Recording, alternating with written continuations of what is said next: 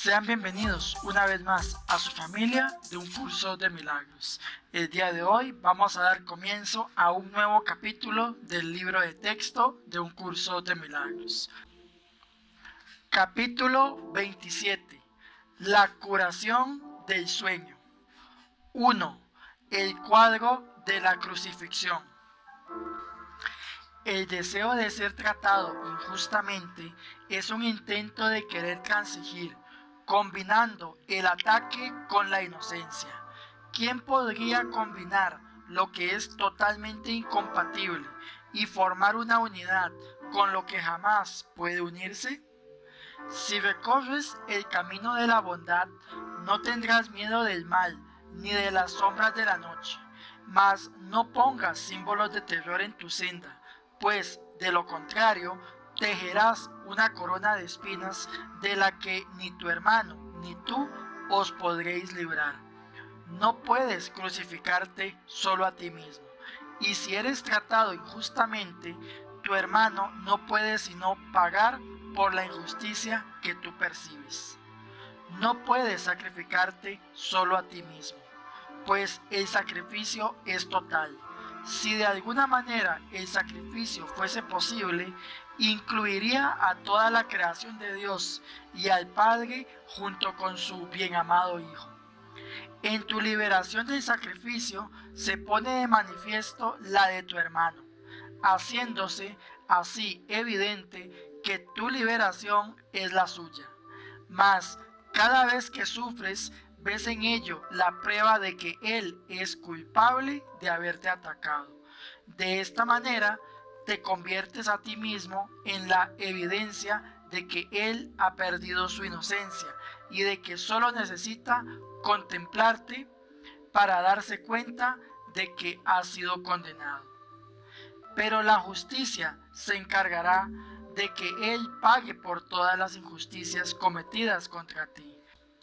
La injusta venganza por la que tú estás pagando ahora es él quien debería pagar por ella, y cuando recaiga sobre él, tú te liberarás. No desees hacer de ti mismo un símbolo viviente de su culpabilidad, pues no te podrás escapar de la sentencia de muerte a la que lo condenes, mas en su inocencia hallarás la tuya. Siempre que consientes sufrir, sentir privación, ser tratado injustamente o tener cualquier tipo de necesidad, no haces sino acusar a tu hermano de haber atacado al Hijo de Dios. Presentas ante sus ojos el cuadro de tu crucifixión para que él pueda ver que sus pecados están escritos en el cielo, con tu sangre y con tu muerte, y que van delante de él, cerrándole el paso al umbral celestial y condenándolo al infierno. Mas esto solo está escrito así en el infierno, no en el cielo, donde te encuentras a salvo del ataque y eres la prueba de su inocencia. La imagen que le ofreces de ti, te la muestras a ti mismo y le impartes toda tu fe. El Espíritu Santo, en cambio, te ofrece una imagen de ti para que se la muestres a tu hermano, en la que no hay dolor ni reproche alguno, y aquello de lo que se hizo un mártir para que diera testimonio de su culpabilidad, se convierte ahora en el perfecto testigo de su inocencia. El poder de un testigo trasciende toda creencia, debido a la convicción que trae consigo. Se le cree porque apunta más allá de sí mismo, hacia lo que representa. Tu sufrimiento y tus enfermedades no reflejan otra cosa que la culpabilidad de tu hermano, y son los testigos que le presentas. No sea que se olvide del daño que te ocasionó, del que juras jamás escapará. Aceptas esta lamentable y enfermiza imagen siempre que sirva para castigarle. Los enfermos no sienten compasión por nadie e intentan matar por contagio. La muerte les parece un precio razonable si con ello pueden decir: mírame, hermano, por tu culpa muero. Pues la enfermedad da testimonio de la culpabilidad de su hermano, y la muerte probaría que sus errores fueron realmente pecados. La enfermedad no es sino una leve forma de muerte, una forma de venganza que todavía no es total. No obstante, habla con certeza en nombre de lo que representa. La amarga y desolada imagen que le has presentado a tu hermano, tú la has contemplado con pesar y has creído todo lo que dicha imagen le mostró, porque daba testimonio de su culpabilidad, la cual tú percibiste y amaste. Ahora el Espíritu Santo deposita en las manos que mediante su contacto con Él se han vuelto mansas una imagen de ti muy diferente. Sigue siendo la imagen de un cuerpo, pues lo que realmente eres no se puede ver ni imaginar. No obstante, esta imagen no se ha usado para atacar, por lo tanto, jamás ha experimentado sufrimiento alguno. Da testimonio de la eterna verdad de que nada te puede herir y apunta más allá de sí misma hacia tu inocencia y la de tu hermano. Muéstrale esto y él se dará cuenta de que toda herida ha sanado y de que todas las lágrimas han sido enjugadas felizmente y con amor. Y tu hermano contemplará su propio perdón allí, y con ojos que han sanado, mirará más allá de la imagen hacia la inocencia que ve en ti.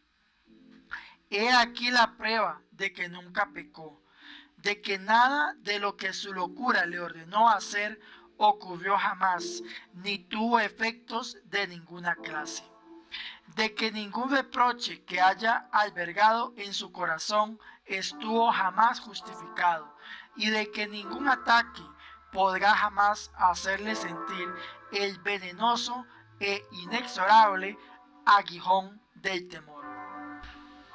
Sé un testigo de su inocencia y no de su culpabilidad. Tu curación es su consuelo y su salud, porque demuestra que las ilusiones no son reales. El factor motivante de este mundo no es la voluntad de vivir, sino el deseo de morir.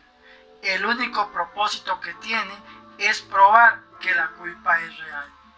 Ningún pensamiento, acto o sentimiento mundano tiene otra motivación que esa.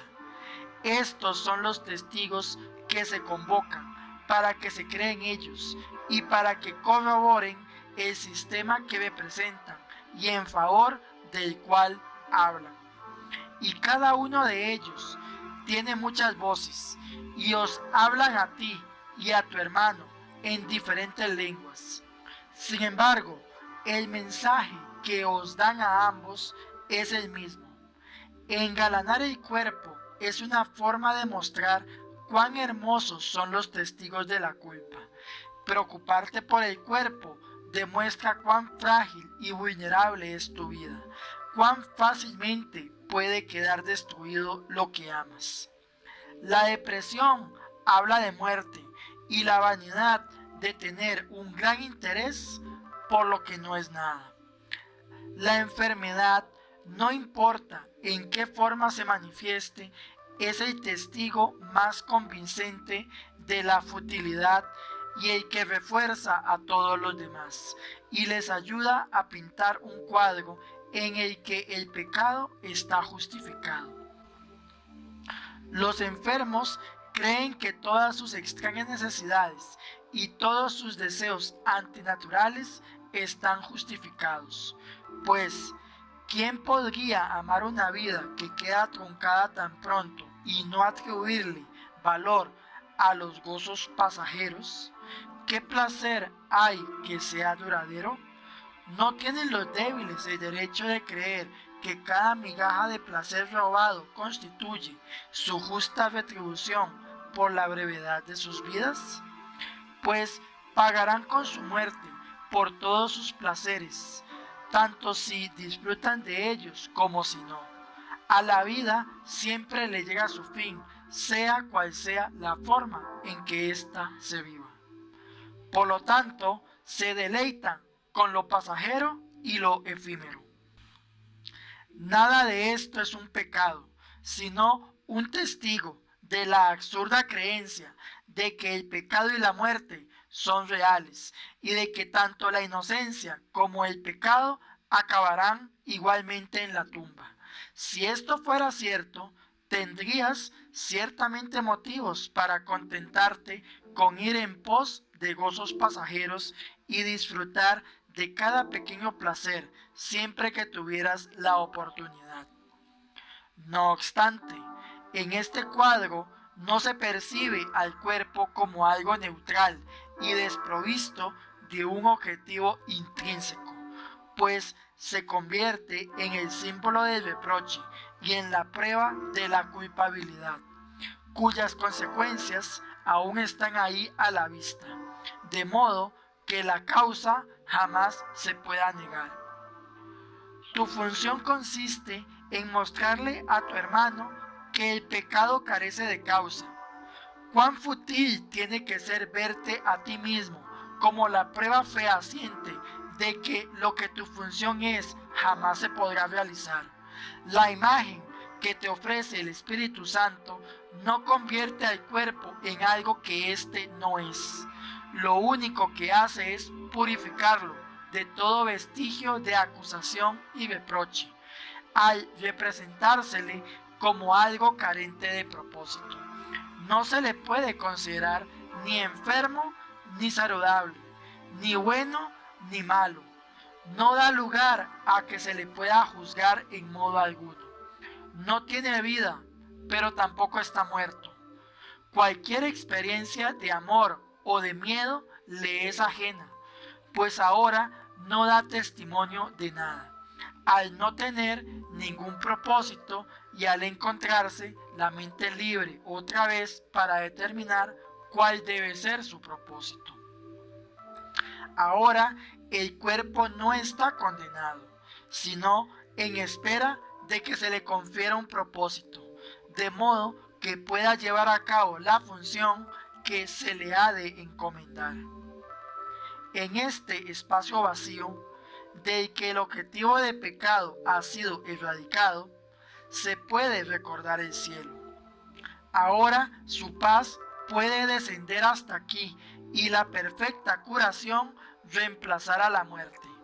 El cuerpo puede convertirse en un símbolo de vida, en una promesa de redención y en un hálito de inmortalidad para aquellos que están cansados de respirar el fétido hedor de la muerte. Deja que su propósito sea sanar. De esta manera pregonará el mensaje que recibió y, mediante su salud y belleza, proclamará la verdad y el valor de lo que representa.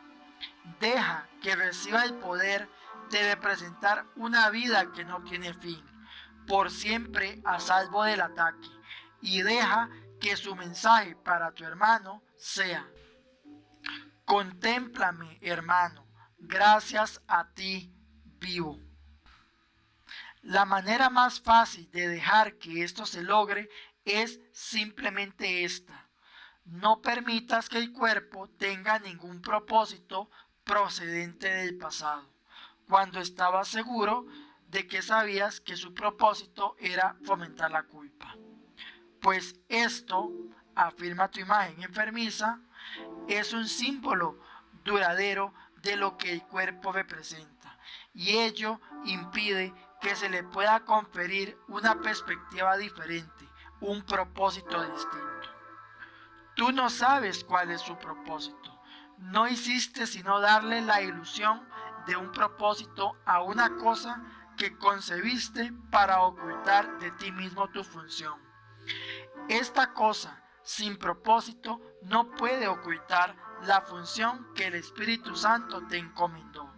Deja, pues, que el propósito del cuerpo y tu función se reconcilien finalmente y se consideren lo mismo. 2. El temor a sanar. ¿Es atemorizante sanar?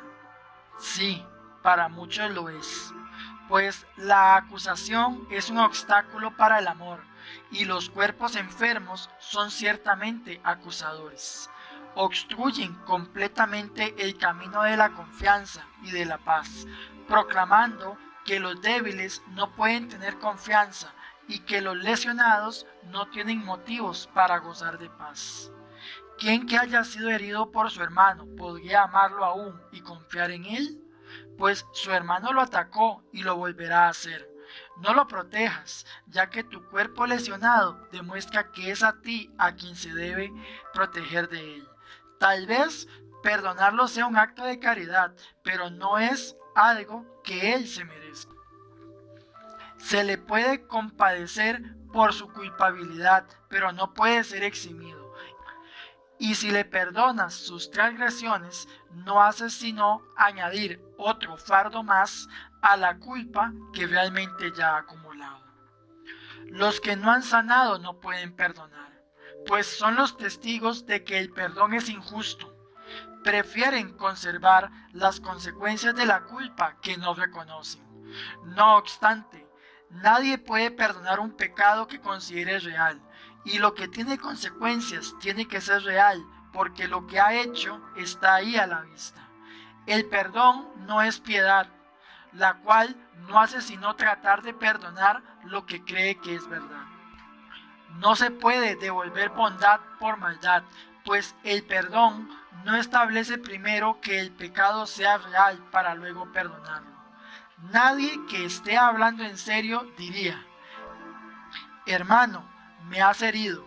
Sin embargo, puesto que de los dos yo soy el mejor, te perdono por el dolor que me has ocasionado. Perdonarle y seguir sintiendo dolor es imposible, pues ambas cosas no pueden coexistir. Una niega a la otra y hace que sea falsa. Ser testigo del pecado y al mismo tiempo perdonarlo es una paradoja que la razón no puede concebir, pues afirma que lo que se te ha hecho no merece perdón, y si lo concedes, eres clemente con tu hermano, pero conservas la prueba de que él no es realmente inocente. Los enfermos siguen siendo acusadores, no pueden perdonar a sus hermanos ni perdonarse a sí mismos. Nadie sobre quien el verdadero perdón descanse puede sufrir, pues ya no exhibe la prueba del pecado ante los ojos de su hermano. Por lo tanto, debe haberlo pasado por alto y eliminado de su vista.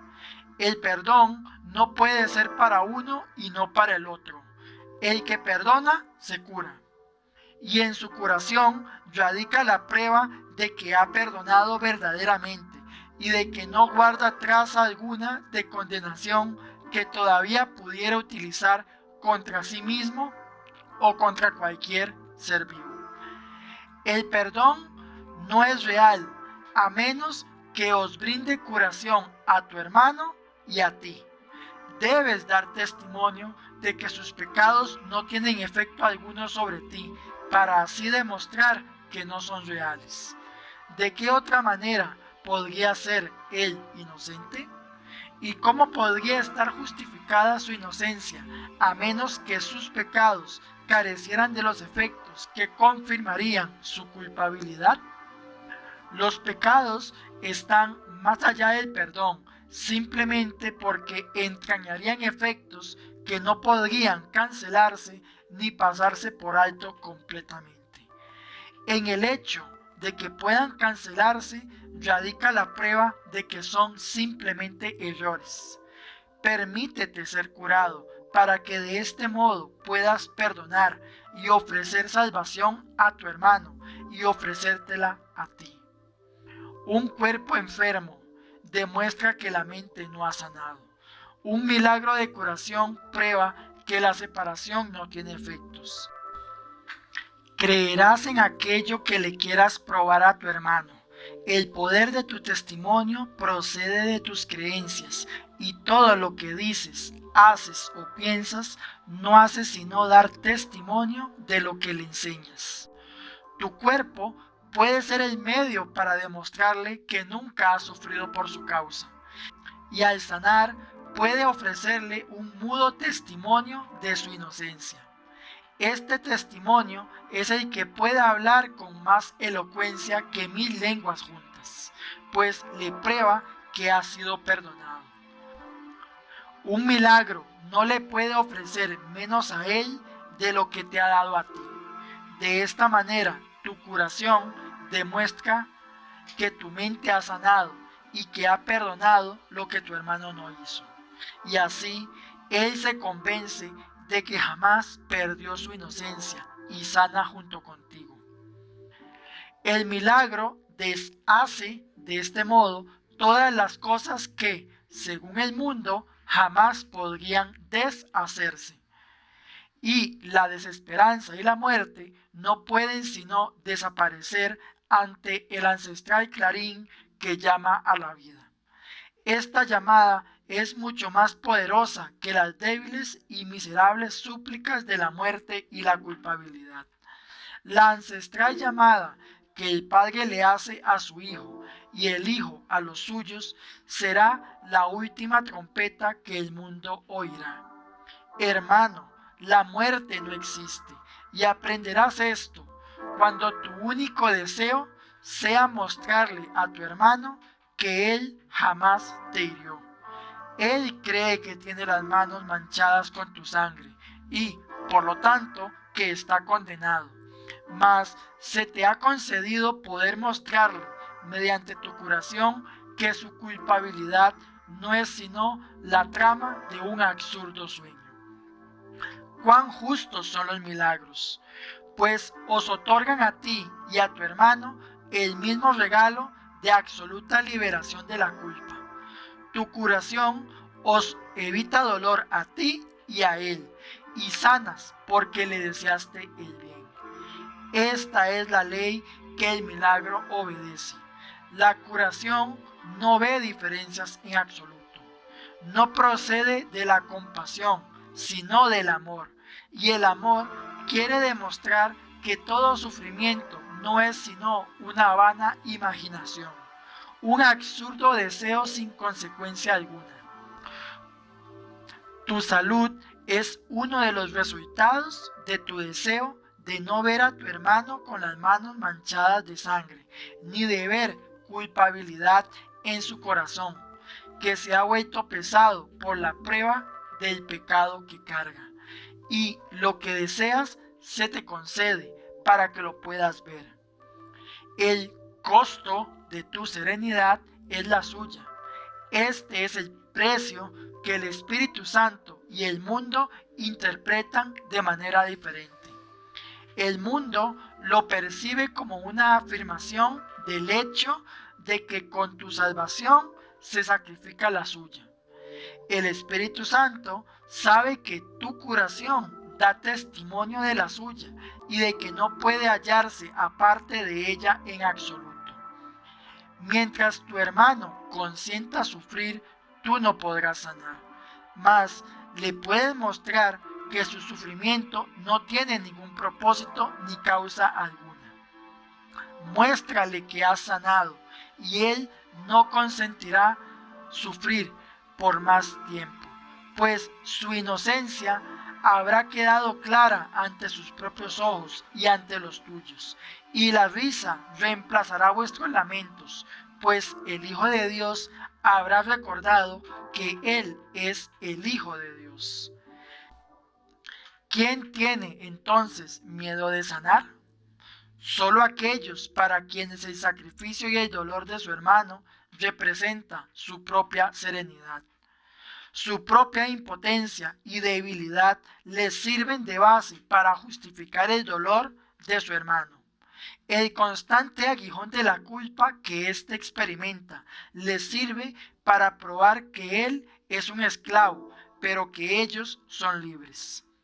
El constante dolor que sufren es la prueba de que son libres, porque mantienen cautivo a su hermano y desean la enfermedad para evitar que la balanza del sacrificio se incline a favor de él. ¿Cómo se podría persuadir al Espíritu Santo para que se detuviese por un instante o incluso menos a razonar con semejantes argumentos en favor de la enfermedad? ¿Y es acaso menester demorar tu curación porque te detengas a escuchar a la demencia? Tu función no es corregir. La función de corregir le corresponde a uno que conoce la justicia, no la culpabilidad. Si asumes el papel de corrector, ya no puedes llevar a cabo la función de perdonar. Nadie puede perdonar hasta que aprende que corregir es tan solo perdonar, nunca acusar. Por tu cuenta no podrás percatarte de que son lo mismo y de que, por lo tanto, no es a ti a quien corresponde corregir. Identidad y función son una misma cosa, y mediante tu función te conoces a ti mismo. De modo que si confundes tu función con la función de otro, es que estás confundido con respecto a ti mismo y con respecto a quién eres. ¿Qué es la separación sino un deseo de arrebatarle a Dios su función y negar que sea suya? Mas si no es su función, tampoco es la tuya, pues no puedes por menos que perder aquello de lo que te apropias. En una mente escindida, la identidad no puede sino dar la impresión de que está dividida. Nadie puede percibir que una función está unificada si ésta tiene propósitos conflictivos y objetivos diferentes. Para una mente tan dividida como la tuya, corregir no es sino una manera de castigar a otro por los pecados que crees son tus propios pecados. Y de este modo, el otro se convierte en tu víctima, no en tu hermano, diferente de ti por el hecho de ser más culpable y tener, por lo tanto, necesidad de que lo corrijas, al ser tú más inocente que él. Esto separa su función de la tuya y os da a ambos un papel diferente, y así no podéis ser percibidos como uno y con una sola función, lo cual querría decir que compartís una misma identidad y un solo objetivo. La corrección que tú quisieras llevar a cabo no puede sino causar separación, ya que esa es la función que tú le otorgaste. Cuando percibas que la corrección es lo mismo que el perdón, sabrás también que la mente del Espíritu Santo y la tuya son una. Y de esta manera habrás hallado tu identidad. No obstante, Él tiene que operar con lo que se le da, y tú solo le permites ocupar la mitad de tu mente. Y así, Él representa la otra mitad y parece tener un propósito diferente de aquel que abrigas y crees que es el tuyo. De este modo, tu función parece estar dividida, con una de sus mitades en oposición a la otra. Esas dos mitades parecen representar la separación de un ser que se percibe dividido en dos. Observa cómo esta percepción de ti mismo no puede sino extenderse. Y no pases por alto el hecho de que todo pensamiento se extiende, porque ese es su propósito debido a lo que es.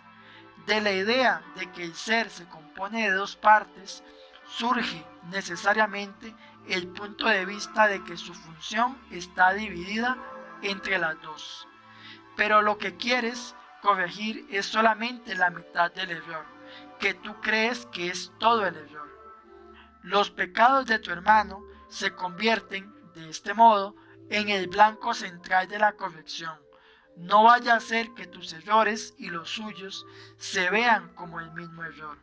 Los tuyos son equivocaciones, pero los suyos son pecados y por ende no son como los tuyos. Los suyos merecen castigo, mientras que los tuyos, si vamos a ser justos, deberían pasarse por alto. De acuerdo con esta interpretación de lo que significa corregir, no podrás ver tus propios errores, pues habrás trasladado el blanco de la corrección fuera de ti mismo, sobre uno que no puede ser parte de ti mientras esa perfección perdure. Aquel al que se condena jamás puede volver a formar parte de lo que lo acusa. Quien lo odiaba y todavía lo sigue odiando por ser un símbolo de su propio miedo. He aquí a tu hermano, el blanco de tu odio, quien no es digno de formar parte de ti y es, por lo tanto, algo externo a ti. La otra mitad, la que se repudia, y solo lo que se deja privado de su presencia se percibe como todo lo que tú eres. El Espíritu Santo tiene que representar esta otra mitad hasta que tú reconozcas que es la otra mitad. Y Él hace esto asignándoos a ti y a tu hermano la misma función y no una diferente. Corregir es la función que se os ha dado a ambos, pero no a ninguno de vosotros por separado. Y cuando la lleváis a cabo, reconociendo que es una función que compartís, no puede sino corregir los errores de ambos. No puede dejar errores sin corregir en uno y liberar al otro. Eso sería un propósito dividido que, por lo tanto, no podría compartirse, ni ser el objetivo en el que el Espíritu Santo ve el suyo propio. Y puedes estar seguro de que Él no llevará a cabo una función que no vea y reconozca como propia, pues sólo así puede mantener la vuestra intacta, a pesar de vuestros diferentes puntos de vista con respecto a lo que es vuestra función. Si Él apoyase una función dividida, estaríais ciertamente perdidos. La incapacidad del Espíritu Santo de ver su objetivo dividido y como algo distinto para cada uno de vosotros, te resguarda de volverte consciente de una función que no es la tuya. De esta manera, la curación se os concede a los dos. La corrección debe dejarse en manos de uno que sabe que la corrección y el perdón son lo mismo. Cuando solo se dispone de la mitad de la mente, esto es incomprensible. Deja, pues, la corrección en manos de la mente que está unida y que opera cual una sola, porque su propósito es indiviso y únicamente puede concebir como suya una sola función. He aquí la función que se le dio, concebida para que fuese la suya, y no algo aparte de lo que su dador conserva, precisamente porque es una función que se ha compartido. En su aceptación de esta función residen los medios a través de los cuales tu mente se unifica. Este único propósito unifica las dos mitades de ti que tú percibes como separadas, y cada uno de vosotros perdona al otro a fin de poder aceptar su otra mitad como parte de sí mismo. 3. Más allá de todo símbolo. El poder no puede oponerse a nada, pues ello lo debilitaría. Y la idea de un poder debilitado es una contradicción intrínseca. Una fuerza débil es algo que no tiene sentido. Y si el poder se utiliza con el propósito de debilitar, se está utilizando para limitar. Por lo tanto, no puede sino ser limitado y débil, ya que ese es su propósito. Para hacer lo que es, el poder no puede tener opuestos. Ninguna debilidad puede adentrarse en él sin convertirlo en algo que no es. Debilitar es limitar e imponer un opuesto que contradice al concepto que ataca. Y eso añade al concepto algo que es ajeno a él y lo hace ininteligible. ¿Quién podría entender conceptos tan contradictorios como un poder débil o un amor odioso? Has decidido hacer de tu hermano el símbolo de un amor odioso, de un poder débil, pero sobre todo de una muerte viviente. Y así, él no significa nada para ti, pues simboliza algo que no tiene sentido. Representa un pensamiento que se compone de dos partes, en el que una de ellas anula la otra.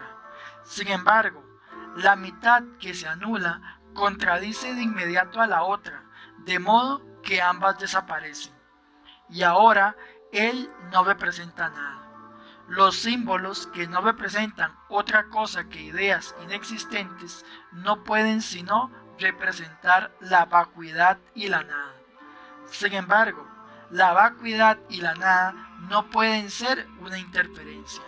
Lo que puede interferir en la conciencia de la realidad es la creencia de que hay algo en ellas. La imagen que ves de tu hermano no significa nada. No hay nada en ella que atacar o negar, amar u odiar, dotar de poder o considerar débil. La imagen ha sido completamente obliterada porque era el símbolo de una contradicción que anulaba el pensamiento que representaba. Por lo tanto, la imagen no tiene causa en absoluto. ¿Quién puede percibir efectos sin causa? ¿Qué puede ser aquello que carece de causa, sino la nada? La imagen de tu hermano que tú ves jamás ha estado ahí, ni jamás ha existido. Deja, pues, que el espacio vacío que ocupa se reconozca como vacante y que el tiempo que se haya dedicado a verla se perciba como un tiempo desperdiciado en vano, un intervalo de tiempo en blanco. Un espacio vacío que no se percibe ocupado y un intervalo de tiempo que no se considere usado ni completamente empleado. Se convierten en una silenciosa invitación a la verdad para que entre y se sienta como en su casa.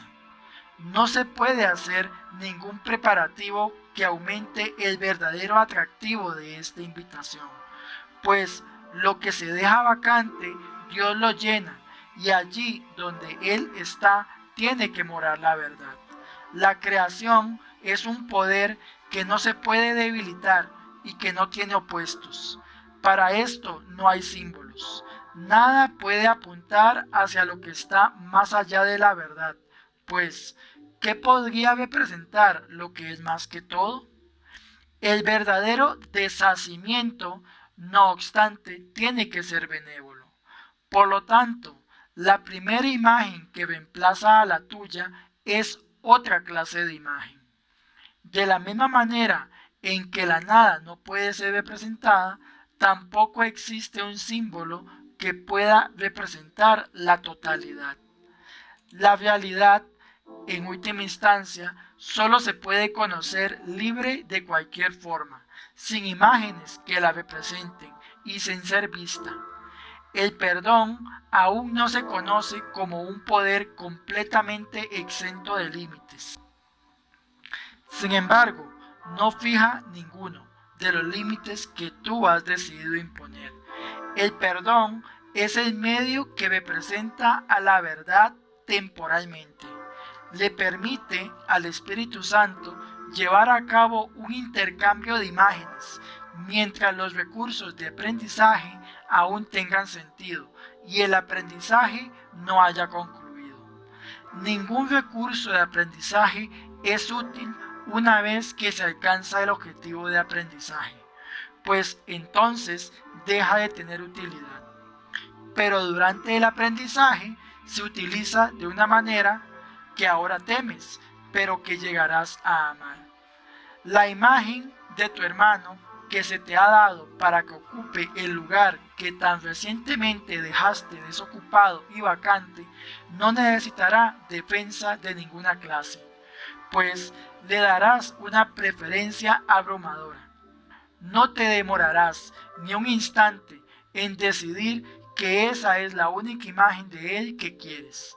No representa conceptos contradictorios, y aunque no es más que la mitad de la imagen y está incompleta, en sí misma es homogénea. La otra mitad de lo que representa sigue siendo desconocida, pero no se ha anulado, y de este modo Dios queda en libertad para dar el paso final. Para esto no necesitas imágenes ni recursos de aprendizaje, y lo que en última instancia habrá de ocupar el lugar de todo recurso de aprendizaje, sencillamente será. El perdón se desvanece y los símbolos caen en el olvido, y nada que los ojos hayan visto o los oídos escuchado permanece ahí para ser percibido. Un poder completamente ilimitado ha venido, no a destruir, sino a recibir lo suyo. En lo que respecta a tu función, no hay opciones entre las que elegir en ninguna parte. La opción que temes perder nunca la tuviste. Sin embargo, eso es lo único que parece ser un obstáculo para el poder ilimitado y los pensamientos homogéneos, los cuales gozan de plenitud y felicidad y no tienen opuestos. No conocen la paz del poder que no se opone a nada. Sin embargo, ninguna otra clase de poder puede existir en absoluto. Dale la bienvenida al poder que yace más allá del perdón y del mundo de los símbolos y las limitaciones. Él prefiere simplemente ser y, por lo tanto, simplemente es. 4. La callada respuesta. En la quietud todas las cosas reciben respuesta y todo problema queda resuelto serenamente.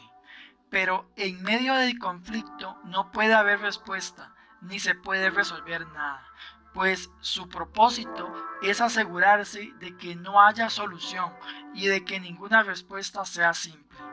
Ningún problema puede resolverse dentro del conflicto, pues se le ve de diferentes maneras. Y lo que sería una solución desde un punto de vista no lo es desde otro. Tú estás en conflicto, por lo tanto, es evidente que no puedes resolver nada en absoluto, pues los efectos del conflicto no son parciales. No obstante, si Dios dio una solución, de alguna manera tus problemas tienen que haberse resuelto, pues lo que su voluntad dispone ya se ha hecho. Por eso es por lo que el tiempo no está involucrado en la solución de ningún problema, ya que cualquiera de ellos se puede resolver ahora mismo. Y por eso es también por lo que en tu estado mental ninguna solución es posible. Dios tiene que haberte dado, por lo tanto, una manera de alcanzar otro estado mental en el que se encuentra la solución. Tal es el instante santo. Ahí es donde debes llevar y dejar todos tus problemas. Ahí es donde les corresponde estar, pues ahí se encuentra su solución. Y si su solución se encuentra ahí, el problema tiene que ser simple y fácil de resolver. No tiene objeto tratar de resolver un problema donde es imposible que se encuentre su solución. Mas es igualmente seguro que se resolverá si se lleva donde ésta se encuentra. No intentes resolver ningún problema, excepto desde la seguridad del instante santo, pues ahí el problema tiene solución y queda resuelto. Fuera de él no habrá solución, pues fuera de él no puede hallarse respuesta alguna. No hay lugar fuera de él donde jamás se pueda plantear ni una sola pregunta sencilla. El mundo solo puede hacer preguntas que se componen de dos partes. Una pregunta con muchas respuestas no tiene respuesta. Ninguna de ellas sería válida. El mundo no hace preguntas con la intención de que sean contestadas, sino solo para reiterar su propio punto de vista. Las preguntas que se hacen en este mundo no son realmente preguntas, sino solo una manera de ver las cosas. Ninguna pregunta que se haga con odio puede ser contestada porque de por sí ya es una respuesta. Una pregunta que se compone de dos partes pregunta y responde simultáneamente, y ambas cosas dan testimonio de lo mismo, aunque de forma diferente. El mundo tan solo hace una pregunta, y es esta: de todas estas ilusiones, ¿cuál es verdad? ¿Cuáles proclaman paz y ofrecen dicha? ¿Y cuál puede ayudarte a escapar de todo el dolor del que este mundo está hecho? Independientemente de la forma que adopte la pregunta, su propósito es siempre el mismo. Pregunta solo para establecer que el pecado es real y responde en forma de preferencias. ¿Qué pecado prefieres? Este es el que debes elegir. Los otros no son verdad. ¿Qué quieres que el cuerpo obtenga para ti que tú deseas por encima de todo? Él es tu siervo y también tu amigo. Dile simplemente lo que quieres y te servirá amorosamente y diligentemente. Esto no es una pregunta, pues te dice lo que quieres y a dónde debes ir para encontrarlo. No da lugar a que sus creencias se puedan poner en tela de juicio. Lo único que hace es exponer lo que afirma en forma de pregunta. Una pseudo pregunta carece de respuesta, pues dicta la respuesta al mismo tiempo que hace la pregunta. Toda pregunta que se hace en el mundo es, por lo tanto, una forma de propaganda a favor de él. Y así como los testigos del cuerpo son sus propios sentidos, así también las respuestas a las preguntas que el mundo plantea están implícitas en las preguntas que hace. Cuando la respuesta es lo mismo que la pregunta, no aporta nada nuevo, ni se aprende nada de ella. Una pregunta honesta es un medio de aprendizaje que inquiere sobre algo que tú desconoces. No establece los parámetros a los que se debe ajustar la respuesta, sino que simplemente pregunta cuál es la respuesta. Mas nadie que se encuentre en un estado conflictivo es libre de hacer esta clase de pregunta, pues no desea una respuesta honesta que ponga fin a su conflicto. Solo dentro del instante santo se puede plantear honestamente una pregunta honesta, y del significado de la pregunta se derivará todo el significado que pueda tener la respuesta. Es posible, entonces, separar tus deseos de la respuesta, para que ésta se te pueda dar, y también para que la puedas aceptar. La respuesta se ofrece por doquier, mas solo se puede oír en el instante santo. Una respuesta honesta no exige sacrificios, porque solo contesta preguntas verdaderas. Las preguntas que hace el mundo tan solo quieren saber a quién se le debe exigir sacrificio, y no si el sacrificio tiene sentido o no. Y así, a menos que la respuesta indique a quién se le debe exigir el sacrificio, no se reconocerá ni será escuchada. Y de este modo, la pregunta seguirá en pie, ya que se contestó a sí misma. El instante santo es aquel en el que la mente está lo suficientemente serena para poder escuchar una respuesta que no está implícita en la pregunta, una que ofrece algo nuevo y distinto.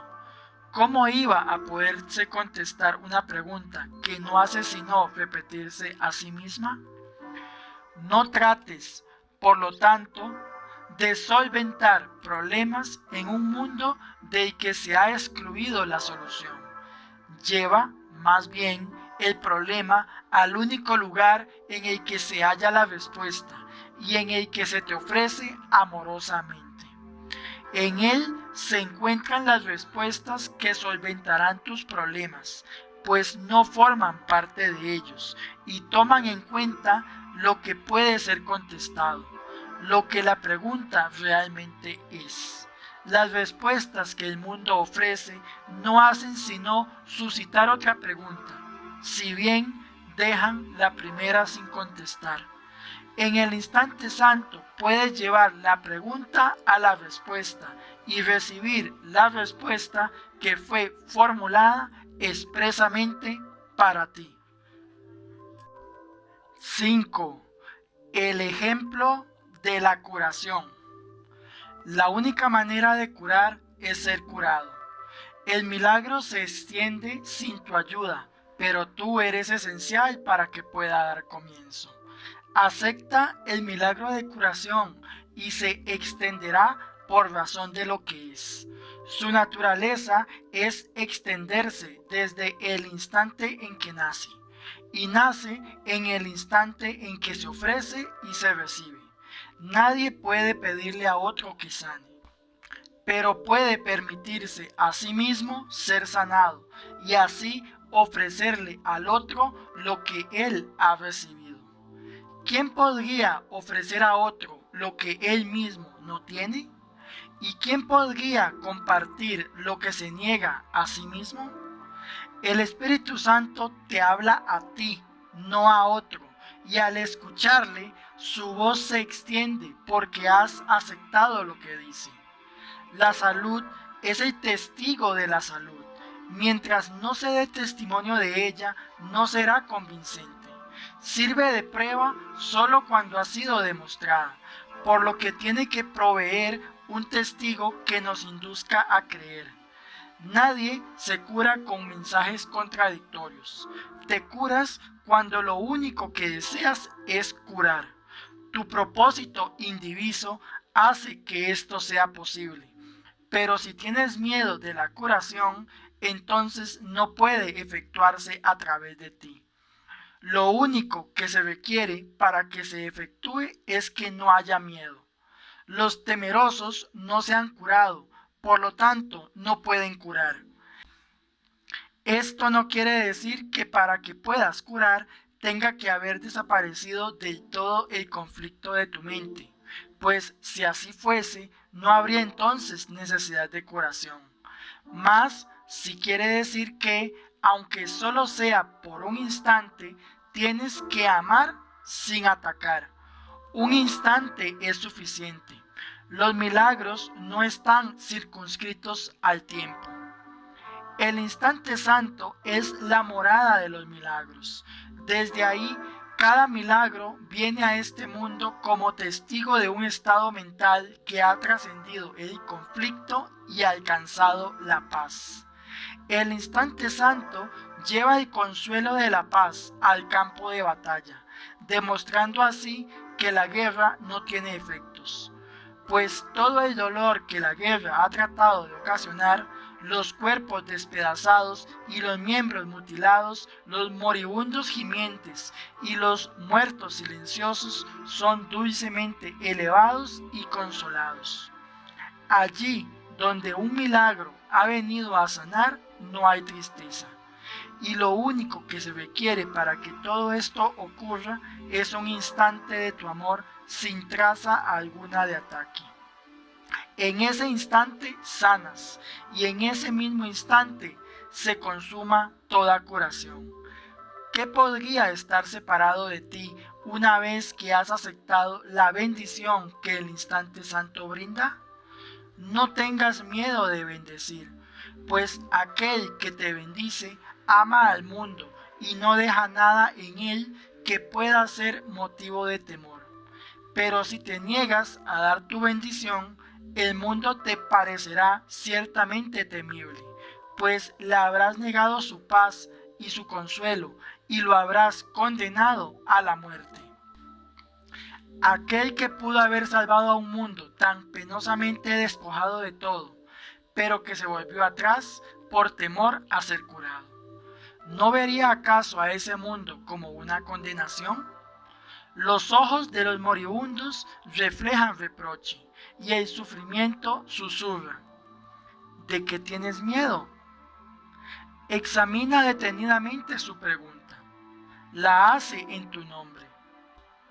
El mundo agonizante tan solo te pide que dejes de atacarte a ti mismo por un instante para que Él pueda sanar. Ven al instante santo y sé curado, pues nada de lo que recibes ahí se olvida cuando regresas al mundo. Y al haber sido bendecido, traerás bendiciones contigo.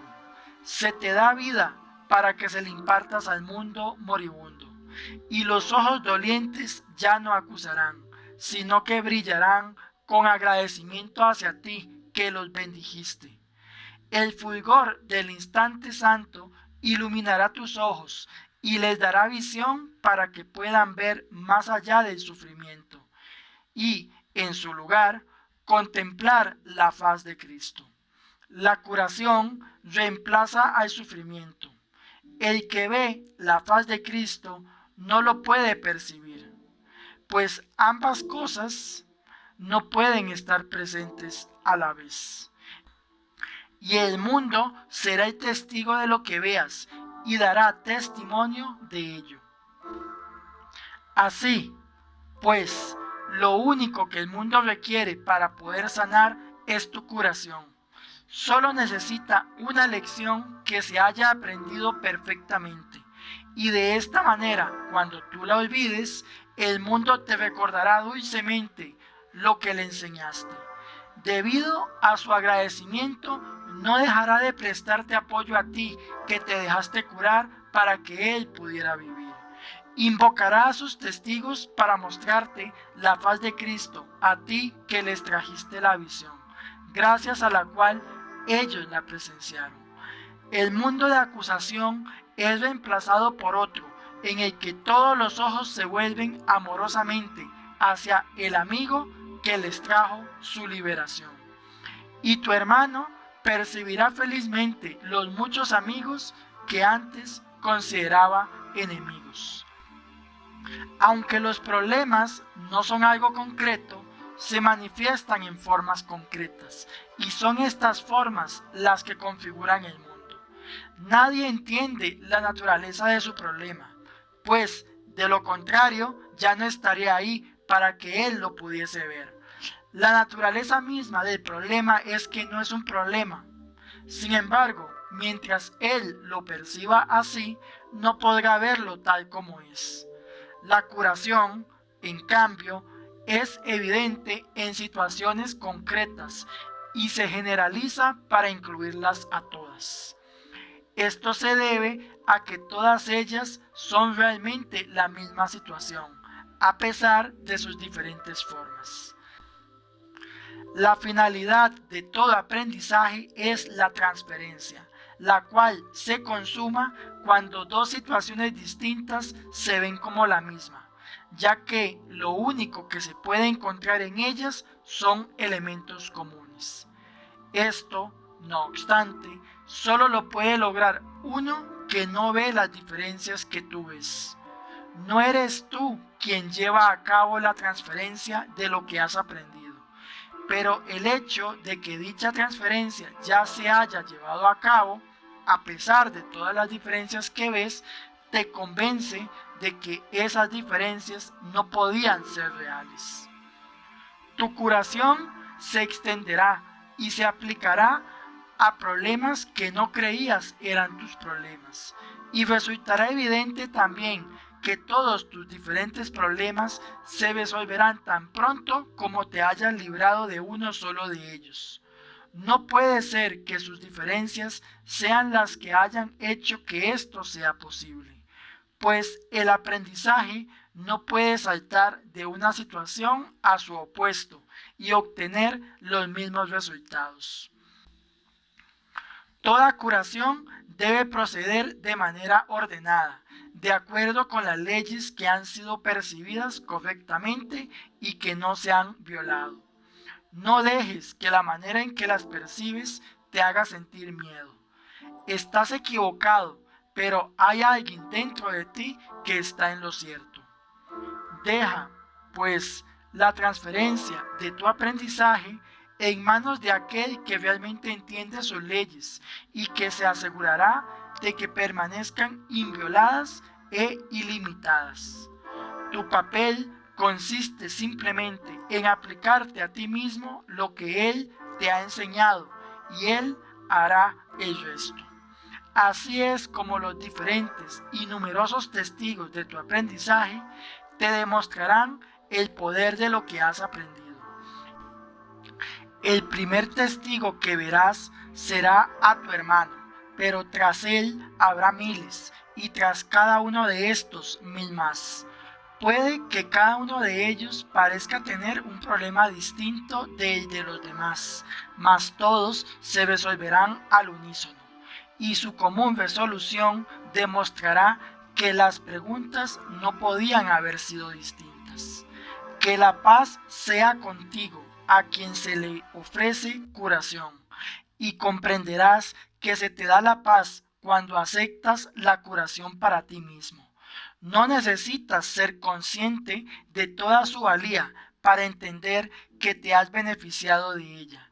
Lo que ocurrió en aquel instante en que el amor entró sin ninguna traza de ataque, permanecerá contigo para siempre. Tu curación, así como la de tu hermano, será uno de sus efectos. Donde quiera que vayas, contemplarás sus múltiples efectos. Todos los testigos que contemples, no obstante, serán sólo una fracción de los que realmente existen. La infinitud no se puede entender contando todas sus partes separadas. Dios te da las gracias por tu curación, pues Él sabe que es un regalo de amor para su Hijo y, por lo tanto, un regalo que se le hace a Él. 6. Los testigos del pecado. El dolor demuestra que el cuerpo no puede sino ser real. Es una voz estridente y ensordecedora, cuyos alaridos intentan ahogar lo que el Espíritu Santo dice e impedir que sus palabras lleguen hasta tu conciencia. El dolor exige atención, quitándosela así al Espíritu Santo y centrándola en sí mismo. Su propósito es el mismo que el del placer, pues ambos son medios de otorgar realidad al cuerpo. Lo que comparte un mismo propósito es lo mismo. Esto es lo que estipula la ley que rige todo propósito, el cual une dentro de sí a todos aquellos que lo comparten. El placer y el dolor son igualmente ilusorios, ya que su propósito es inalcanzable. Por lo tanto, son medios que no llevan a ninguna parte, pues su objetivo no tiene sentido, y comparten la falta de sentido de que adolece su propósito.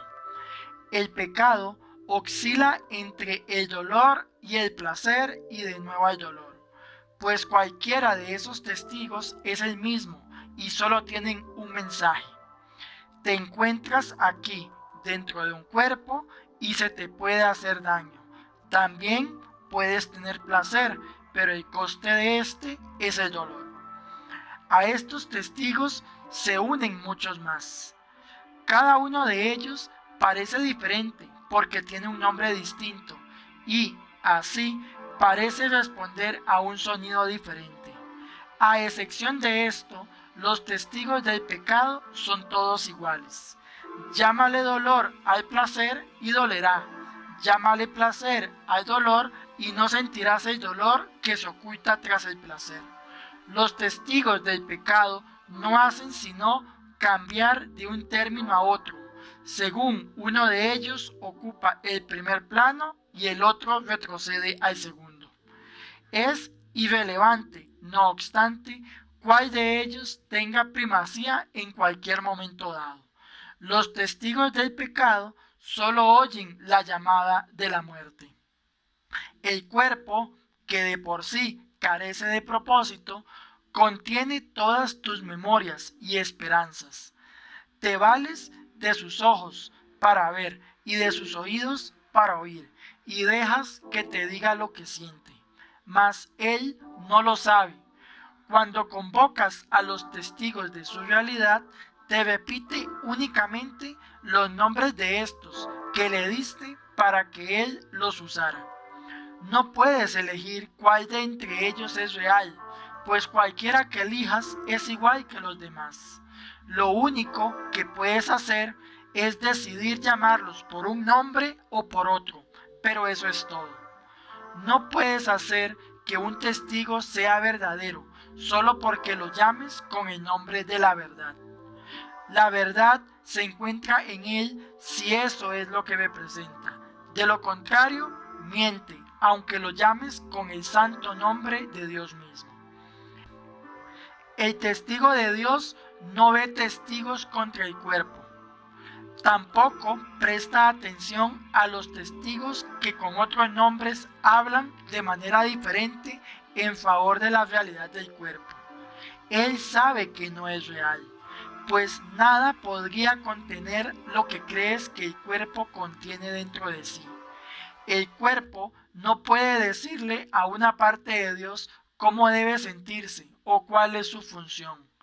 El Espíritu Santo, sin embargo, no puede sino amar aquello que tú tienes en gran estima. Y por cada testigo de la muerte del cuerpo, te envía un testigo de la vida que tienes en aquel que no conoce la muerte. Cada milagro que trae es un testigo de la irrealidad del cuerpo. Él cura a éste de sus dolores y placeres por igual, pues todos los testigos del pecado son reemplazados por los suyos. El milagro no hace distinciones entre los nombres con los que se llama a los testigos del pecado. Demuestra simplemente que lo que ellos representan no tiene efectos, y puede demostrar esto porque sus propios efectos han venido a sustituirlos. Sea cual sea el término que hayas utilizado para referirte a tu sufrimiento, este ya no existe.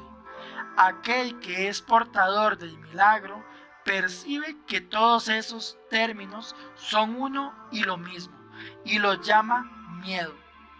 De la misma manera en que el miedo es el testigo de la muerte, el milagro es el testigo de la vida. Es un testigo que nadie puede refutar, pues los efectos que trae consigo son los de la vida. Gracias a él, los moribundos se recuperan, los muertos resucitan y todo dolor desaparece. Un milagro, no obstante, no habla en nombre propio, sino solo en nombre de lo que representa. El amor, asimismo, tiene símbolos en el mundo del pecado. El milagro perdona porque representa lo que yace más allá del perdón, lo cual es verdad. Cuán absurdo y demente es pensar que un milagro pueda estar limitado por las mismas leyes que vino exclusivamente a abolir. Las leyes del pecado tienen diferentes testigos con distintos puntos fuertes, y estos testigos dan testimonio de diferentes clases de sufrimiento. No obstante, para aquel que envía los milagros a fin de bendecir el mundo, una leve punzada de dolor, un pequeño placer mundano o la agonía de la muerte no son sino el mismo estribillo, una petición de curación, una llamada de socorro en un mundo de sufrimiento. De esa similitud es de lo que el milagro da testimonio. Esa similitud es lo que prueba. Las leyes que consideraban que todas esas cosas eran diferentes son abolidas, lo cual demuestra su impotencia. El propósito del milagro es lograr esto, y Dios mismo ha garantizado el poder de los milagros por razón de lo que atestiguan. Sé, pues, un testigo del milagro y no de las leyes del pecado. No hay necesidad de que sigas sufriendo, pero sí de que sanes, ya que el sufrimiento y la angustia del mundo han hecho que seas sordo a su propia necesidad de salvación y liberación. La resurrección del mundo aguarda hasta que sanes y seas feliz para que puedas demostrar que el mundo ha sanado. El instante santo sustituirá todo pecado, solo con que lleves sus efectos contigo. Y nadie elegirá sufrir más. ¿A qué función mejor que esta podría servir? Sana para que así puedas sanar y evítate el sufrimiento que conllevan las leyes del pecado. Y la verdad te será revelada a ti, que elegiste dejar que los símbolos del amor ocupasen los del pecado. 8. El soñador del sueño. Sufrir es poner énfasis en todo lo que el mundo ha hecho para hacerte daño. En esto puede verse claramente la versión descabellada que el mundo tiene de la salvación. Al igual que en un sueño de castigo en el que el soñador no es consciente de lo que provocó el ataque contra él, éste se ve a sí mismo atacado injustamente y por algo que no es él. Es la víctima de ese algo, una cosa externa a él, por la que no tiene por qué sentirse responsable en absoluto. Él debe ser inocente, porque no sabe lo que hace, sino solo lo que le hacen a él. Su ataque contra sí mismo, no obstante, aún es evidente, pues es él quien sufre, y no puede escapar porque ve la causa de su sufrimiento fuera de sí mismo. Ahora se te está mostrando que sí puedes escapar. Lo único que necesitas hacer es ver el problema tal como es y no de la manera en que lo has urdido. ¿Qué otra manera podría haber de resolver un problema que en realidad es muy simple, pero que se ha envuelto en densas nubes de complicación concebidas para que el problema siguiera sin resolverse? Sin las nubes, el problema se vería en toda su elemental simplicidad. La elección, entonces, no sería difícil, porque una vez que el problema se ve claramente, resulta obvio que es absurdo. Nadie tiene dificultad alguna en dejar que un problema sencillo sea resuelto si ve que le está haciendo daño y que se puede resolver fácilmente. El razonamiento que da lugar al mundo, sobre el que descansa y mediante el cual se mantiene vigente, es simplemente este: tú eres la causa de lo que yo hago. Tu sola presencia justifica mi ira, y existes y piensas aparte de mí. Yo debo ser el inocente, ya que eres tú el que ataca, y lo que me hace sufrir son tus ataques. Todo el que examina este razonamiento exactamente como es, se da cuenta de que es incongruente y de que no tiene sentido. Sin embargo, da la impresión de ser razonable, ya que ciertamente parece como si el mundo te estuviese hiriendo. Y así no parece necesario buscar la causa más allá de lo obvio. Pero ciertamente hay necesidad de ello. La necesidad de liberar al mundo de la condenación en la que se halla inmerso es algo que todos los que habitan en él comparten. Sin embargo, no reconocen esta necesidad común, pues cada uno piensa que si desempeña su papel, la condenación del mundo recaería sobre él. Y esto es lo que percibe debe ser su papel en la liberación del mundo. La venganza tiene que tener un blanco. De lo contrario, el cuchillo del vengador se encontraría en sus propias manos, apuntando hacia sí mismo. pues para poder ser la víctima de un ataque que él no eligió, tiene que ver el arma en las manos de otro, y así sufre por razón de las heridas que le infringió un cuchillo que él no estaba empuñando. Ese es el propósito del mundo que ve, y desde este punto de vista, el mundo provee los medios por los que dicho propósito parece alcanzarse. Los medios dan testimonio del propósito, pero no son de por sí la causa. Ni la causa puede cambiar porque se la vea separada de sus efectos. La causa produce los efectos, los cuales dan testimonio de ella, no de sí mismos. Mira, pues, más allá de los efectos, no es en ellos donde radica la causa del sufrimiento y del pecado. No centres tu atención en el sufrimiento ni en el pecado, ya que no son sino reflejos de lo que los causa. El papel que desempeñas en el proceso de salvar al mundo de la condenación es la manera en que te escapas tú. Recuerda que el testigo del mundo del mal solo puede hablar en favor de aquello que vio la necesidad del mal en el mundo. Y ahí es donde contemplaste tu culpabilidad por primera vez. El primer ataque contra ti mismo tuvo lugar cuando te separaste de tu hermano.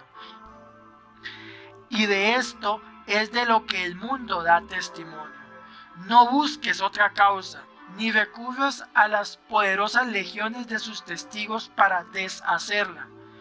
Ellos apoyan la fidelidad que la separación te exige, y a lo que oculta la verdad no es a donde debes dirigirte a fin de encontrar la verdad. Los testigos del pecado ocupan un reducido espacio, y es ahí donde encuentras la causa de la perspectiva que tienes acerca del mundo. Hubo un tiempo en que no eras consciente de cuál era la causa de todo lo que el mundo parecía hacerte sin tú haberlo pedido o provocado. De lo único que estabas seguro era de que entre las numerosas causas que percibías como responsables de tu dolor y sufrimiento, tu culpabilidad no era una de ellas, ni tampoco eran el dolor y el sufrimiento, algo que tú mismo hubieses pedido en modo alguno. Así es como surgieron todas las ilusiones.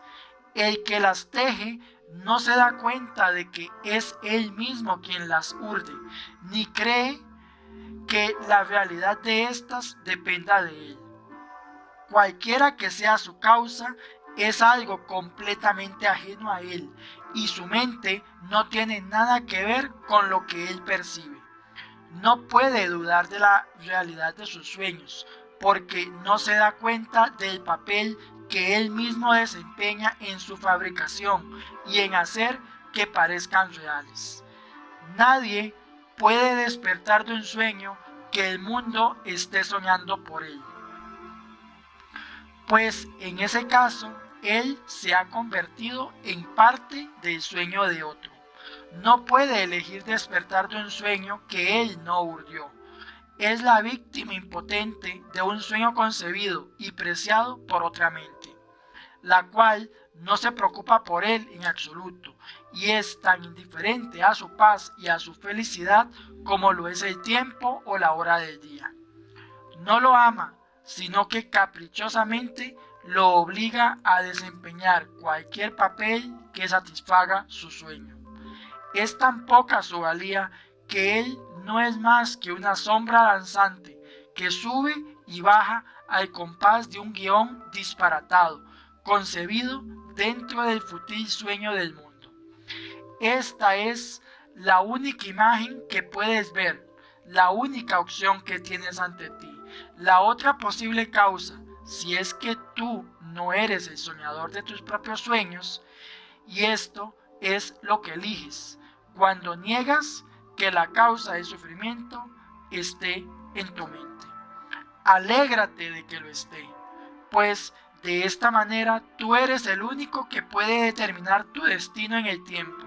Las únicas alternativas que tienes ante ti son o bien una muerte durmiente y sueños de maldad por una parte, o bien un feliz despertar y la alegría de la vida por otra. ¿Qué otras alternativas tienes ante ti sino la vida o la muerte, despertar o dormir, la guerra o la paz, tus sueños o tu realidad? Existe el riesgo de pensar que la muerte te puede brindar paz, porque el mundo equipara el cuerpo con el ser que Dios creó. No obstante, una cosa jamás puede ser su propio opuesto, y la muerte es lo opuesto a la paz, porque es lo opuesto a la vida, y la vida es paz. Despierta y olvida todos los pensamientos de muerte, y te darás cuenta de que ya gozas de la paz de Dios. Sin embargo, si es cierto que realmente puedes elegir, tienes entonces que ver las causas de las cosas entre las que eliges exactamente cómo son y dónde se encuentran. ¿Qué elección puede hacerse entre dos estados cuando solo se reconoce claramente uno de ellos? ¿Quién es libre de elegir entre dos efectos si cree que solo puede escoger uno de ellos? Una elección honesta nunca podría percibirse como una en la que la elección es entre un insignificante tú y un mundo enorme, cuyos sueños acerca de tu verdad son diferentes. La brecha que separa a la realidad de los sueños no se encuentra entre el sueño del mundo y lo que tú sueñas en secreto, pues en ambos casos se trata del mismo sueño. El sueño del mundo no es sino una parte de tu propio sueño de la que te desprendiste y luego viste como si fuese el principio y el final del tuyo. No obstante, lo que dio comienzo al sueño del mundo fue tu propio sueño secreto, lo cual no percibes, si bien es lo que causó la parte que ves, de cuya realidad no dudas. ¿Cómo podrías dudar de ello si aún estás dormido, soñando en secreto que su causa es real? Sueñas que tu hermano está separado de ti, que es un viejo enemigo, un asesino que te acecha en la noche y planea tu muerte, deseando además que sea lenta y atroz. Mas bajo este sueño yace otro, en el que tú te vuelves el asesino, el enemigo secreto, el sepultador y destructor de tu hermano, así como del mundo. He aquí la causa del sufrimiento, la brecha entre tus míseros sueños y tu realidad, la pequeña grieta que ni siquiera ves, la cuna de las ilusiones y del miedo, el momento de terror y de un odio ancestral, el instante del desastre. Están todos aquí. He aquí la causa de la irrealidad, mas es aquí donde se deshará. Tú eres el soñador del mundo de los sueños. Este no tiene ninguna otra causa, ni la tendrá jamás. Todo lo que aterrorizó al Hijo de Dios y le hizo pensar que había perdido su inocencia, repudiado a su padre y entrado en guerra consigo mismo, no es más que un sueño fútil. Mas ese sueño es tan temible y tan real en apariencia que él no podría despertar a la realidad sin verse inundado por el frío sudor del terror y sin dar gritos de pánico, a menos que un sueño más dulce precediese su despertar y permitiese que su mente se calmara para poder acoger, no temer, la voz que con amor lo llama a despertar. Un sueño más dulce en el que su sufrimiento cesa y en el que su hermano es su amigo. Dios dispuso que su despertar fuera dulce y jubiloso y le proporcionó los medios para que pudiera despertar sin miedo. Acepta el sueño que Él te dio en lugar del tuyo. No es difícil cambiar un sueño una vez que se ha identificado al soñador. Descansa en el Espíritu Santo y permite que sus dulces sueños reemplacen a los que soñaste aterrorizado, temiéndole a la muerte. El Espíritu Santo te brinda sueños de perdón en los que la elección no es entre quién es el asesino y quién la víctima. Los sueños que te ofrece no son de asesinatos ni de muerte. El sueño de culpabilidad está desapareciendo de tu vista, aunque tus ojos están cerrados. Una sonrisa ha venido a iluminar tu rostro durmiente. Duermes apaciblemente ahora, pues estos son sueños felices. Sueña dulcemente con tu hermano inocente, quien se une a ti en santa inocencia, y el mismo Señor de los cielos despertará a su Hijo bien amado de este sueño. Sueña con la bondad de tu hermano, en vez de concentrarte en sus errores. Elige soñar con todas las atenciones que ha tenido contigo, en vez de contar todo el dolor que te ha ocasionado. Perdónale sus ilusiones y dale gracias por toda la ayuda que te ha prestado. Y no desprecies los muchos regalos que te ha hecho, solo porque en tus sueños Él no sea perfecto. Él representa a su Padre, a quien ves ofreciéndote tanto vida como muerte. Hermano, lo único que Él da es vida. Sin embargo, los regalos que crees que tu hermano te ofrece representan los regalos que sueñas que tu Padre te hace a ti. Ve todos los regalos que tu hermano te hace a la luz de la caridad y bondad que se te ofrece, y no dejes que ningún dolor perturbe tu sueño de profunda gratitud por los regalos que te hace. 8. El héroe del sueño. El cuerpo es el personaje central en el sueño del mundo.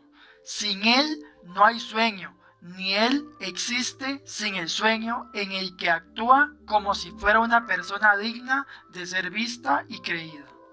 Ocupa el lugar central de cada sueño en el que se narra la historia de cómo fue concebido por otros cuerpos, cómo vino a un mundo externo al cuerpo, cómo vive por un corto tiempo hasta que muere para luego convertirse en polvo junto con otros cuerpos que, al igual que él, también mueren. En el breve lapso de vida que se le ha concedido, busca otros cuerpos para que sean sus amigos o enemigos. Su seguridad es su mayor preocupación, su comodidad la ley por la que se rige.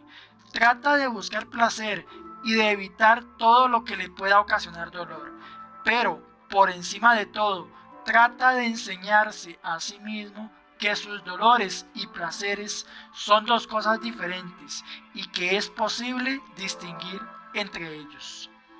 El sueño del mundo adopta innumerables formas porque el cuerpo intenta probar de muchas maneras que es autónomo y real. Se engalana a sí mismo con objetos que ha comprado, con discos de metal o con tiras de papel moneda que el mundo considera reales y de gran valor. Trabaja para adquirirlos, haciendo cosas que no tienen sentido, y luego los despilfarra intercambiándolos por cosas que ni necesita ni quiere. Contrata a otros cuerpos para que lo protejan y para que coleccionen más cosas sin sentido que él pueda llamar suyas. Busca otros cuerpos especiales que puedan compartir su sueño. A veces sueña que es un conquistador de cuerpos más débiles que él, pero en algunas fases del sueño, él es el esclavo de otros cuerpos que quieren hacerle sufrir y torturarlo. Las aventuras del cuerpo, desde que nace hasta que muere, son el tema de todo sueño que el mundo haya tenido jamás. El héroe de este sueño nunca cambiará y su propósito tampoco. Y aunque el sueño en sí adopta muchas formas y parece presentar una gran variedad de lugares y situaciones en los que su héroe cree encontrarse, el sueño no tiene más que un propósito, el cual se enseña de muchas maneras.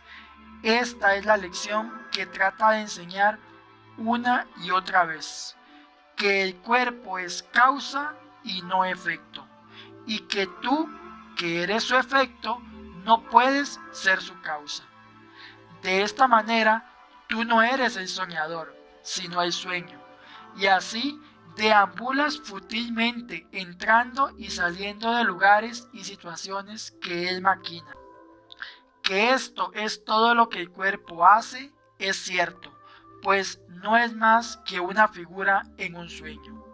Mas, ¿quién reaccionaría ante las figuras de un sueño a no ser que creyera que son reales?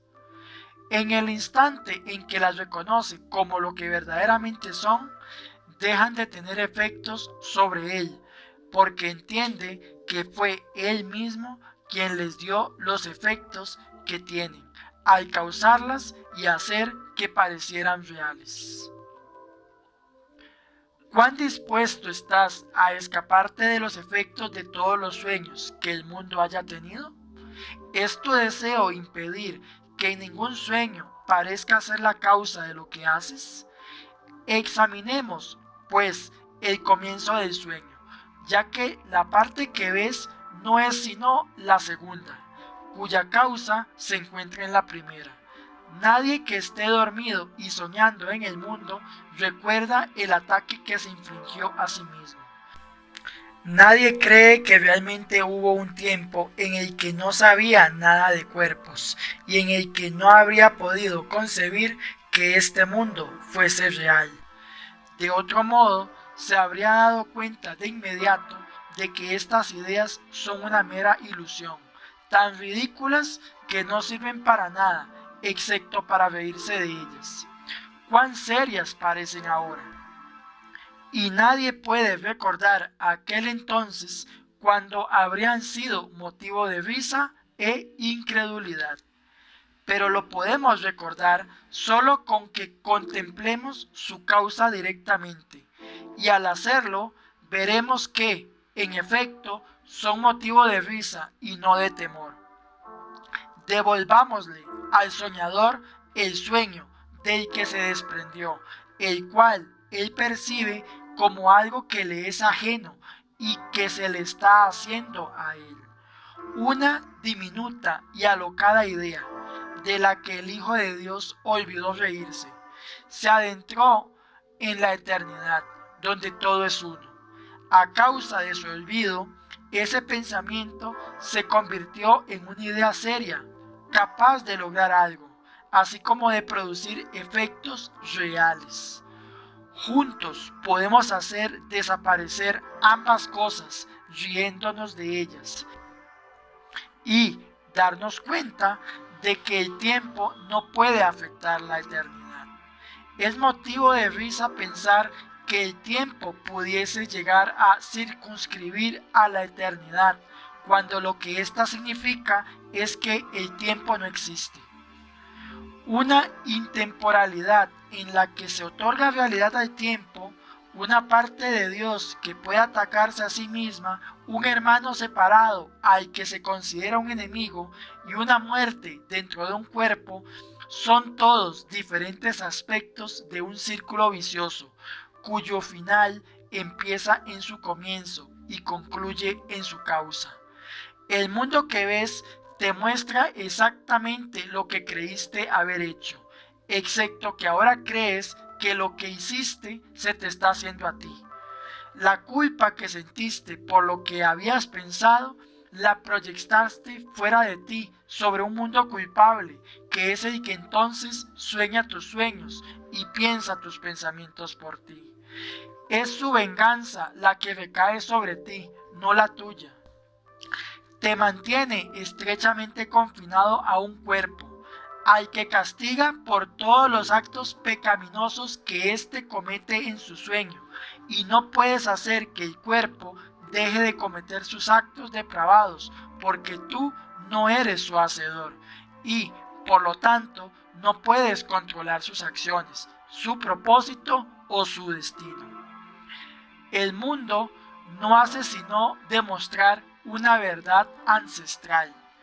Creerás que otros te hacen a ti exactamente lo que tú crees haberles hecho a ellos.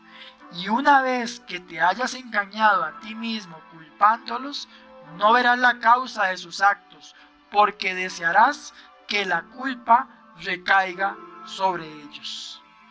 Cuán infantil es la insolente maniobra de querer defender tu inocencia descargando tu culpa fuera de ti mismo, aunque sin deshacerte de ella. No es fácil percibir tal ironía cuando lo que tus ojos ven a tu alrededor son sus graves consecuencias, mas no su frívola causa.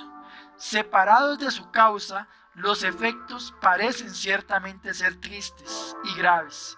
Sin embargo, no son más que consecuencias. Su causa, en cambio, es lo que no es consecuencia de nada, al no ser más que una farsa.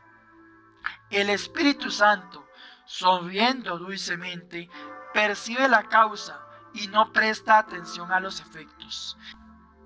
¿De qué otra manera podría corregir tu error cuando has pasado por alto la causa enteramente? Él te exhorta a que lleves todo efecto temible ante Él, para que juntos miréis su descabellada causa y os riáis juntos por un rato. Tú juzgas los efectos, pero Él ha juzgado su causa, y mediante su juicio se eliminan los efectos.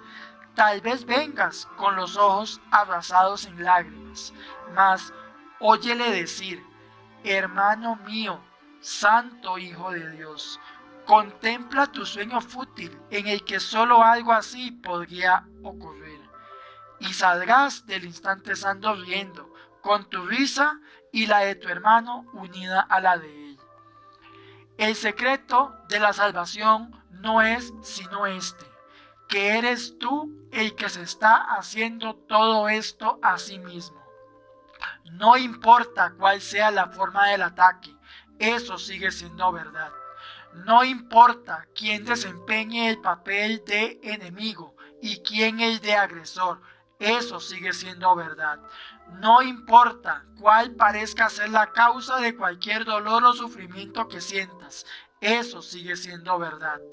Pues no reaccionarías en absoluto ante las figuras de un sueño si supieras que eres tú el que lo está soñando. No importa cuán odiosas y cuán depravadas sean, no podrían tener efecto sobre ti, a no ser que no te dieras cuenta de que se trata tan solo de tu propio sueño.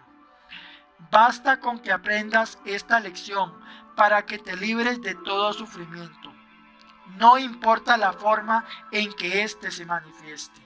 El Espíritu Santo repetirá esta lección inclusiva de liberación hasta que la aprendas, independientemente de la forma de sufrimiento que te esté ocasionando dolor. Esta simple verdad será su respuesta, sea cual sea el dolor que lleves ante él, pues esta respuesta elimina la causa de cualquier forma de pesar o dolor. La forma no afecta su respuesta en absoluto, pues Él quiere mostrarte la única causa de todo sufrimiento, no importa cuál sea su forma. Y comprenderás que los milagros reflejan esta simple afirmación: yo mismo fabriqué esto, y es esto lo que quiero deshacer. Lleva, pues, toda forma de sufrimiento ante aquel que sabe que cada una de ellas es como las demás. Él no ve diferencias donde no las hay y te enseñará cuál es la causa de todas ellas. Ninguna tiene una causa diferente de las demás y todas se deshacen fácilmente con una sola lección que realmente se haya aprendido. La salvación es un secreto que solo tú has ocultado de ti mismo. Así lo proclama el universo. Pero haces caso omiso de sus testigos, porque de lo que ellos dan testimonio es algo que prefieres no saber. parecen mantenerlo oculto de ti. Sin embargo, no necesitas sino darte cuenta de que fuiste tú quien eligió no escuchar ni ver. Qué diferente te parecerá el mundo cuando reconozcas esto. Cuando le perdones al mundo tu culpabilidad, te liberarás de ella. Su inocencia no exige que tú seas culpable, ni tu inocencia se basa en sus pecados. Esto es obvio y es un secreto que no le has ocultado a nadie salvo a ti mismo. Y es esto lo que te ha mantenido separado del mundo y lo que ha mantenido a tu hermano separado de ti. Ahora solo necesitas reconocer que los dos sois o inocentes o culpables. Lo que es imposible es que seáis diferentes el uno del otro, o que seáis ambas cosas. Este es el único secreto que aún te queda por aprender, mas no será un secreto que has sanado. Fin del capítulo 27 del libro de texto de un curso de milagros. Si te ha gustado escuchar el capítulo 27 de el libro de texto, suscríbete a esta comunidad para que seamos cada vez más y puedas seguir escuchando los siguientes capítulos, y comparte este video con quienes también estén estudiando el libro de texto del curso de milagros.